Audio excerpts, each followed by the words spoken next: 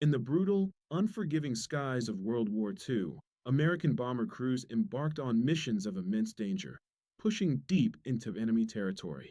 These brave airmen, flying their iconic B-17 flying fortresses, faced a myriad of threats, from relentless flak to determined German fighter attacks. They were accustomed to the horrors of aerial combat, the constant tension, and the ever-present risk of death or capture. Yet, amidst these known perils, nothing could have truly prepared them for the chilling introduction of the Luftwaffe's terrifying new weapon, a silent, unseen killer that would redefine the very nature of air-to-air engagement and plunge them into an unprecedented realm of confusion and fear. This new threat emerged from the vast, clear blue, a stark contrast to the familiar dogfights and anti-aircraft barges they had learned to anticipate and, to some extent, counter. The sheer scale of the bomber formations, once a symbol of collective strength, would soon be tested by an innovation designed to exploit their perceived invulnerability. This documentary delves into the harrowing first encounters with these revolutionary air-to-air rockets, a pivotal tactical shift that fundamentally altered the dynamics of the air war over Europe. For the bomber crews, this wasn't just another weapon. It was an enigma, a force that struck from beyond their defensive capabilities, leaving them bewildered and utterly terrified. We will explore the profound psychological and physical impact these rockets had, tracing the initial moments of shock and disbelief as these projectiles streaked towards their formations. The focus will be on the first-hand experiences of the American airmen, their desperate attempts to understand and counter an enemy they couldn't effectively engage. Their stories reveal a period of intense vulnerability, where the established rules of engagement were suddenly rendered obsolete, forcing them to confront a new, invisible threat that challenged their courage and resilience in ways they had never imagined. By 1943, American daylight bombing raids, spearheaded by the 8th Air Force, were a cornerstone of the Allied strategic offensive, aiming to systematically dismantle Germany's industrial and military infrastructure. These missions, often involving hundreds of heavy bombers, were not merely about destruction. They were a critical component of the broader strategy to cripple the Nazi war machine and pave the way for a future ground invasion. The targets were deep within German territory, far beyond the range of fighter escorts for much of the early war, making the bombers highly vulnerable. Each raid was a calculated risk, a testament to the Allied commitment to relentless pressure. The strategic planners believed that sustained, precision bombing would eventually break Germany's ability to wage war. But this strategy came at an immense cost in terms of human lives and aircraft. The map of Europe, crisscrossed with the lines of these daring incursions, tells a story of escalating aerial warfare and the desperate struggle for air superiority. To maximize their chances of survival against formidable German air defenses, these missions relied heavily on the formidable combat box formation. This was not a haphazard arrangement, but a meticulously planned, tightly packed configuration of bombers designed to create a dense, interlocking field of defensive fire. Each B-17, armed with multiple .50 caliber machine guns, contributed to a collective umbrella of firepower, making it incredibly difficult for German fighters to approach without sustaining heavy damage. The idea was simple yet effective: strength in numbers, with every aircraft protecting its neighbors. This intricate aerial choreography, where hundreds of bombers flew wingtip to wingtip, was a powerful visual of collective strength and a psychological deterrent. It was believed that this formation rendered the bombers virtually impregnable to conventional fighter attacks, instilling a sense of confidence, albeit sometimes misplaced, among the crews. Indeed, each B-17 flying fortress was a veritable porcupine of firepower, bristling with up to 13.50 caliber machine guns. These heavy machine guns, strategically positioned in turrets and waist gun positions, could unleash a devastating torrent of bullets, creating a deadly curtain of fire. This formidable defensive capability was specifically intended to deter and destroy attacking German fighters, forcing them to break off their passes or risk being torn apart by the concentrated fire. Gunners, often young men barely out of their teens, were trained to coordinate their fire, creating overlapping fields that covered every angle of approach. The sight and sound of these guns firing, tracer rounds streaking through the sky, and spent casings ejecting, was a constant, visceral reminder of the brutal reality of their mission. For a time, this defensive strategy proved largely effective, making direct frontal or rear attacks on the combat box exceedingly perilous for the Luftwaffe. Despite the impressive defensive capabilities of the combat box, the Luftwaffe, comprised of highly skilled and determined pilots, faced a growing and increasingly frustrating challenge in breaking these resilient formations. German fighter pilots, flying agile aircraft like the Bf-109 and Fw-190, often found themselves in desperate, close-range engagements, attempting to penetrate the dense wall of .50 caliber fire. These head-on passes and desperate maneuvers frequently resulted in heavy losses for the German side, as their aircraft were vulnerable to the concentrated firepower of the bombers. The combat box was proving to be a tough nut to crack, and the attrition rate for German fighters in these direct engagements was becoming unsustainable.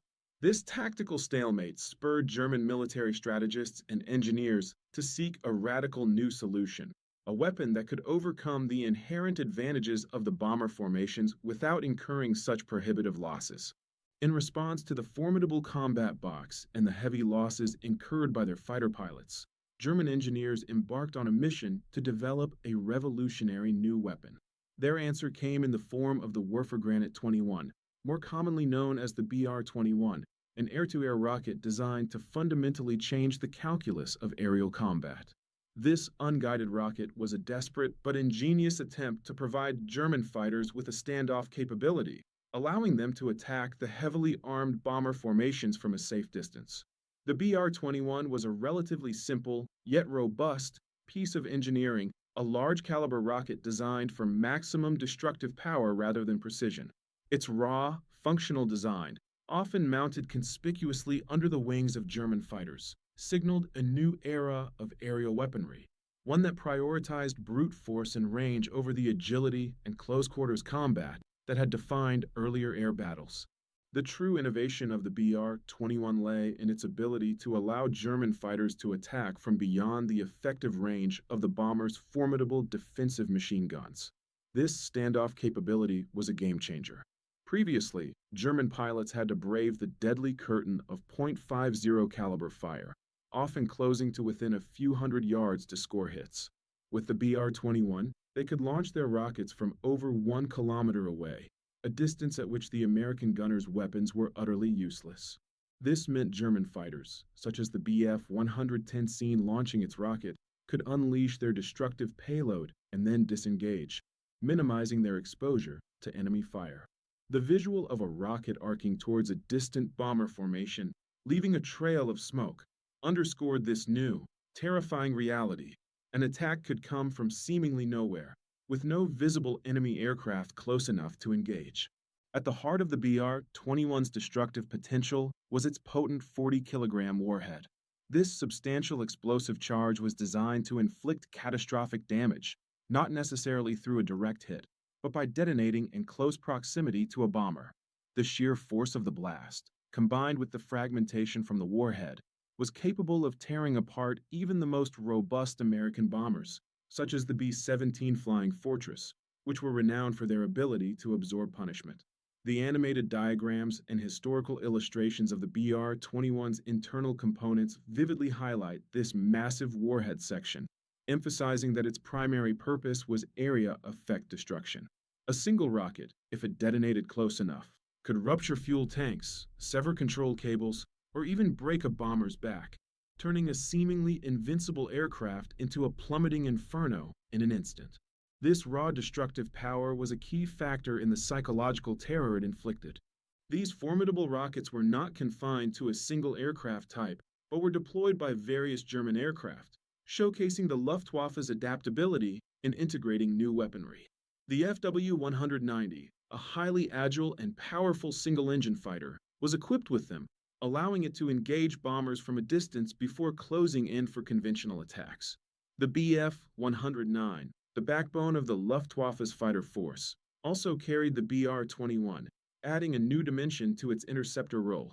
Perhaps most notably, the twin-engine Bf-110, originally conceived as a heavy fighter but often relegated to bomber-destroyer roles, found a renewed purpose with the BR-21. Its larger airframe could more easily accommodate the bulky rocket launchers, making it a frequent carrier of this devastating weapon. This montage of different German aircraft, each briefly showcased, illustrates the widespread adoption and strategic importance of the BR-21 across the Luftwaffe's diverse fighter fleet. The overarching tactic behind the BR-21's deployment was a sophisticated two-pronged attack designed to dismantle the formidable combat box. First, the rockets were launched from a distance, aiming to disrupt the tight bomber formations. The explosions, even near misses, would force individual bombers to take evasive action, causing them to spread out and break their carefully coordinated defensive fire. This created vulnerable gaps within the once impenetrable formation. Once these gaps appeared, the second phase of the attack would commence. Conventional German fighters, often unburdened by rockets, would then sweep in to exploit these newly created weaknesses. They would target the now isolated or scattered bombers, which no longer benefited from the concentrated defensive firepower of the combat box. This overhead tactical view, showing rockets exploding and bombers scattering, followed by German fighters moving in, perfectly illustrates this deadly and effective strategy. Beyond the immediate physical damage and tactical disruption, the BR-21 had an even more profound and insidious effect, a devastating psychological impact. It sowed deep-seated fear and confusion among the American bomber crews, who were suddenly confronted with an enemy they couldn't see, couldn't fight back against, and couldn't comprehend. The close-up shot of an American crew member's face, wide-eyed and visibly shaken, perfectly encapsulates this terror. His expression, a mixture of shock and disbelief, reflects the sudden realization that their established defenses were obsolete. This wasn't just about losing aircraft. It was about the erosion of morale, the constant dread of an unseen attack, and the feeling of utter helplessness. The psychological toll of facing such an unpredictable and uncounterable weapon added an unbearable layer of stress to already perilous missions, leaving deep scars on the minds of those who survived. Imagine, for a moment, being crammed into the cold, vibrating fuselage of a B-17, hundreds of miles deep into enemy territory, with the constant drone of engines and the biting cold as your companions. You're already on edge, anticipating flak bursts and the familiar sight of German fighters. Then, suddenly, without warning, streaks of fire appear in the distance, arcing towards your formation from beyond the effective reach of your gunners. These aren't tracer rounds from a fighter you can see and engage. These are silent, fast-moving projectiles, appearing as if from nowhere. The point-of-view shot from inside a bomber, capturing a bright, fast-moving rocket streaking across the frame, perfectly conveys this sudden, unexpected horror. It's a moment of pure, unadulterated terror, as the realization dawns that you are under attack by something entirely new, something you have no defense against, and something that could obliterate your aircraft in an instant.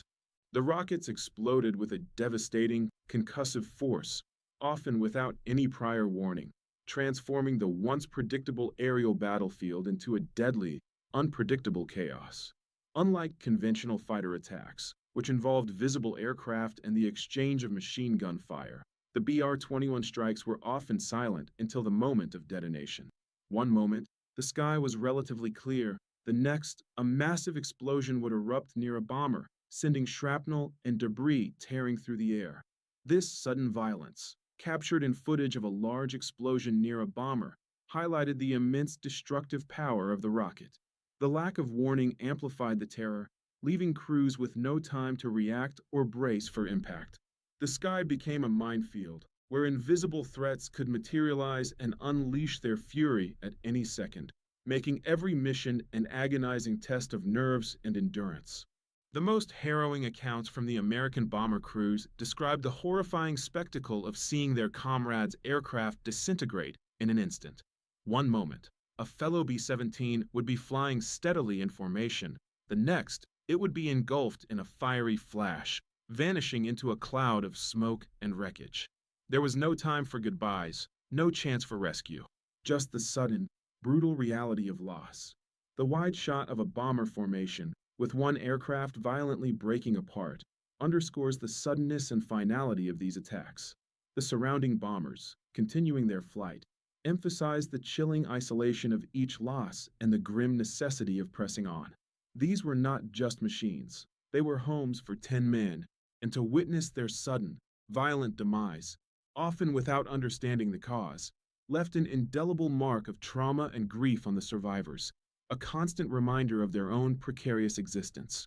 The sheer confusion among the crews was overwhelming, a disorienting fog of unanswered questions that compounded the terror. What was hitting them? Where was this invisible force coming from? Why couldn't they shoot back, as they had been trained to do against conventional fighters? The rapid sequence of quick cuts, showing a bewildered gunner scanning the sky, a pilot frantically looking around the cockpit, and a co-pilot pointing urgently, perfectly conveys this frantic searching and profound confusion. Their training and experience offered no answers to this new, unprecedented threat. The rockets struck from distances that rendered their .50 caliber machine guns useless, leaving them feeling utterly defenseless. This inability to retaliate, to even identify their attacker, was a deeply unsettling experience, eroding their confidence and adding a layer of psychological torment to the physical dangers of combat. One particularly vivid and chilling account from a crewman described the BR-21 rockets as flying telephone poles. This evocative phrase perfectly captured the menacing appearance and devastating impact of the projectiles. Unlike sleek, fast-moving fighter aircraft, these rockets were large, relatively slow, and often appeared silently, leaving a distinct smoke trail before detonating with terrifying power. The slow-motion shot of a BR-21 rocket in flight, emphasizing its size and smoke trail, brings this description to life, highlighting its stark and menacing presence. The flying telephone pole analogy conveyed not just the physical dimensions of the rocket, but also the blunt, brutal force of its impact, a force that could tear apart a heavy bomber with ease. It was a simple, yet profound, way for the airmen to articulate the shock and awe inspired by this new, fearsome weapon. A critical factor contributing to the terror and helplessness experienced by the American crews was the standoff range of the BR-21 rockets. These projectiles were typically launched from over 1 kilometer away, a distance that rendered the bomber's formidable .50 caliber machine guns completely useless. The split-screen visual perfectly illustrates this tactical disparity. On one side, a German fighter effortlessly launching a rocket from a safe distance.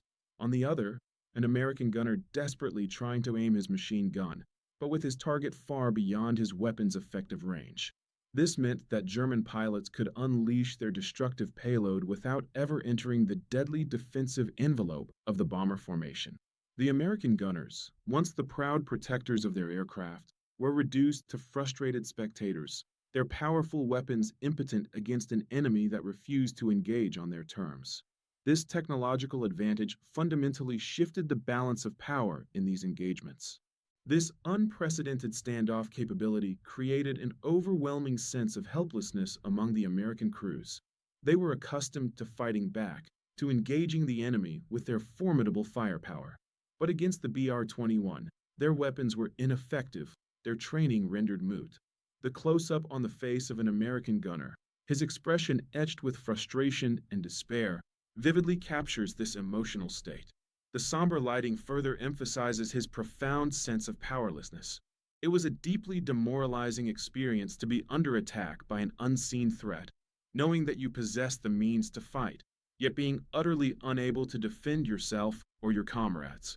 This feeling of being a sitting duck, unable to retaliate, was a cruel psychological burden, adding an unbearable layer of stress to every mission and eroding the morale of even the most seasoned veterans. The psychological toll exacted by the BR-21 rockets was immense, adding yet another layer of stress to already perilous bombing missions. Beyond the immediate terror of an attack, the constant dread of the unseen, uncounterable threat permeated every moment of flight. Crew members, huddled together in the cramped interior of AB-17, their faces grim and weary, shared this profound burden. The camaraderie that bound them together was now tinged with a new, unspoken fear. Sleep was often elusive, haunted by the images of disintegrating aircraft and the sound of distant explosions.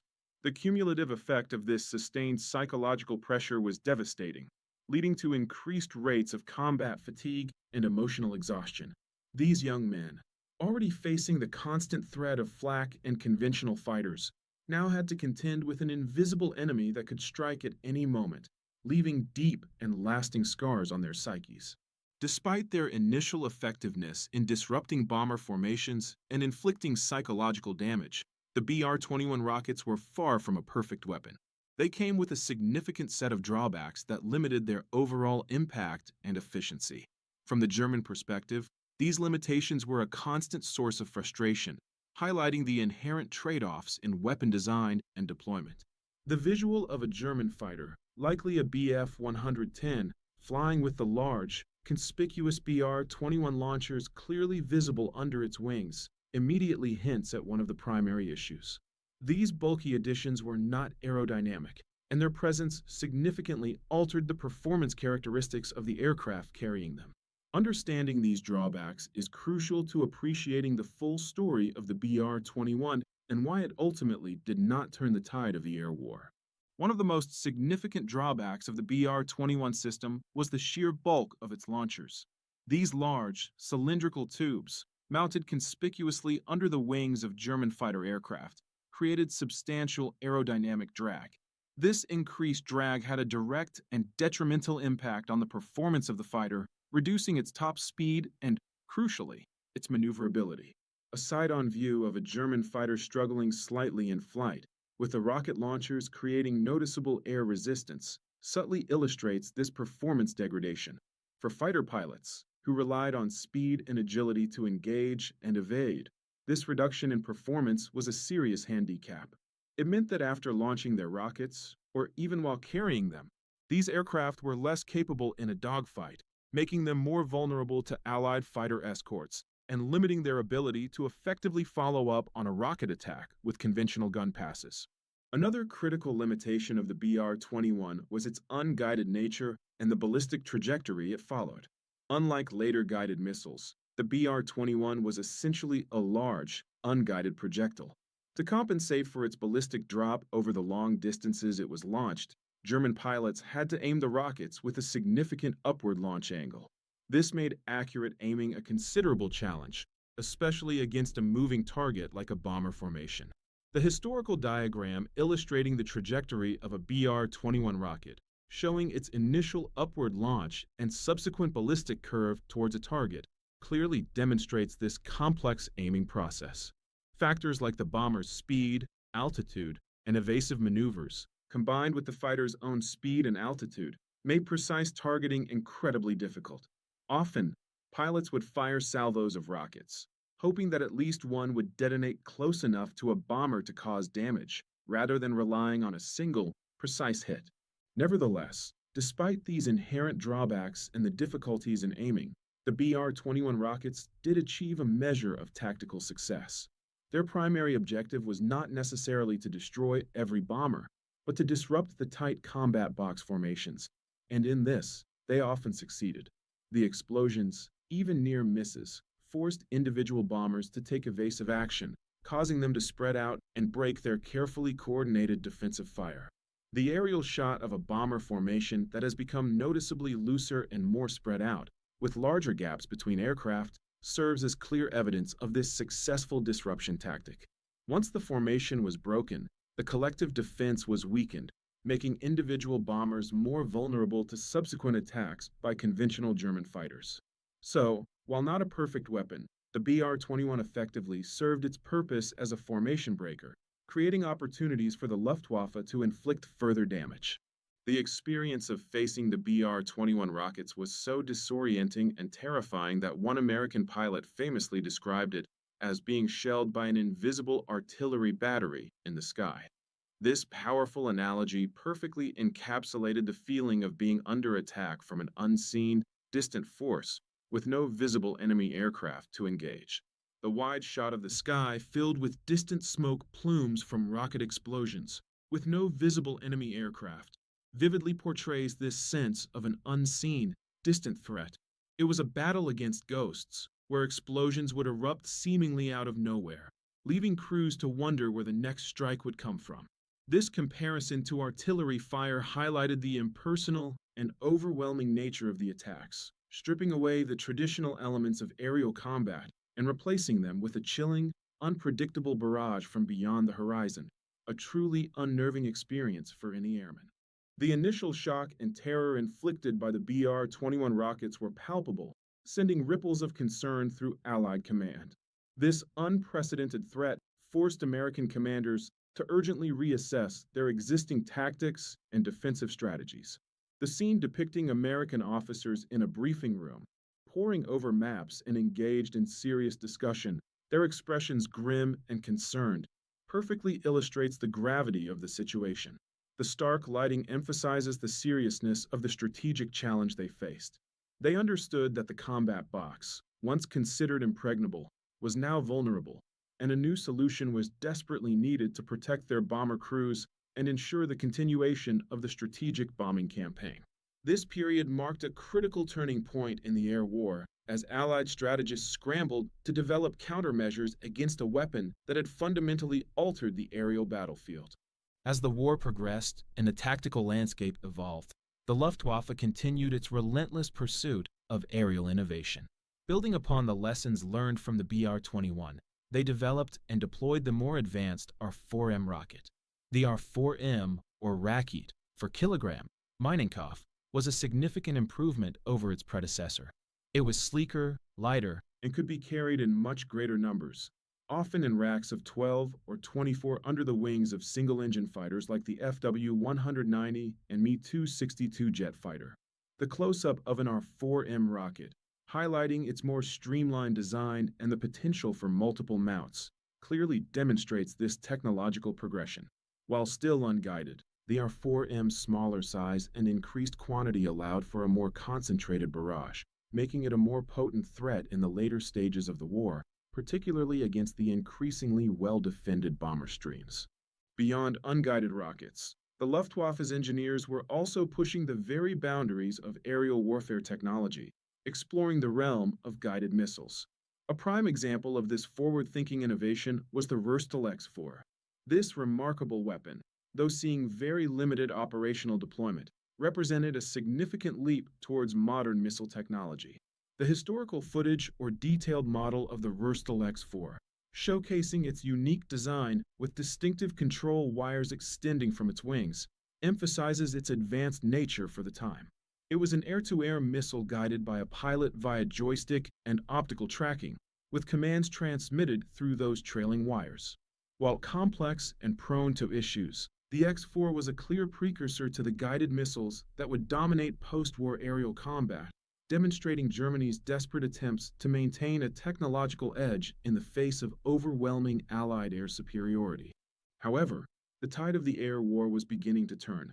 Allied technological advancements and tactical adaptations soon began to effectively counter these new and evolving German threats.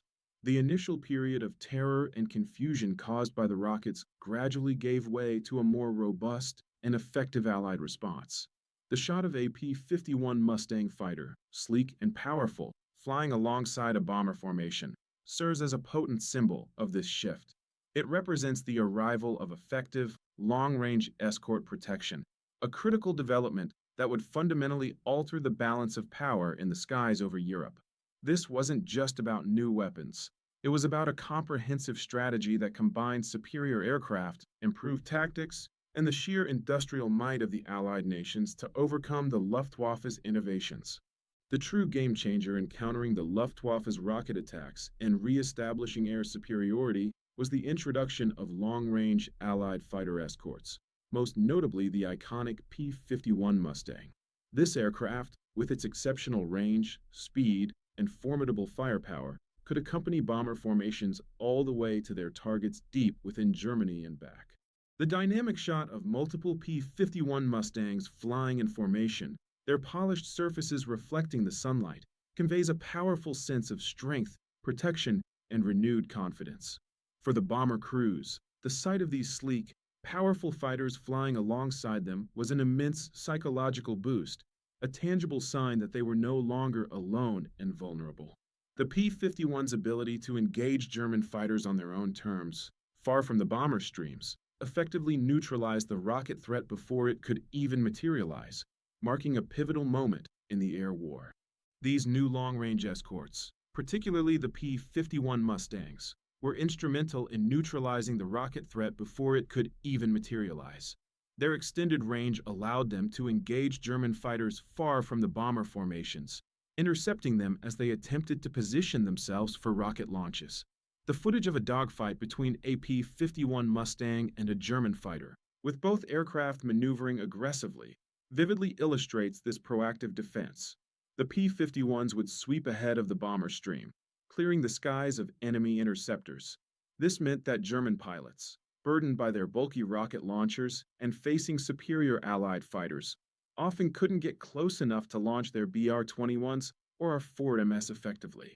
The fast-paced, action-packed scenes of these aerial duels underscore the effectiveness of this strategy, as the Mustangs systematically dismantled the Luftwaffe's ability to conduct standoff rocket attacks, restoring a crucial layer of protection for the vulnerable bombers. With the consistent presence of long-range fighter escorts, the initial terror and profound sense of helplessness experienced by American bomber crews gradually began to subside. The skies, once a terrifying expanse where unseen rockets could strike at any moment, slowly became safer and more predictable.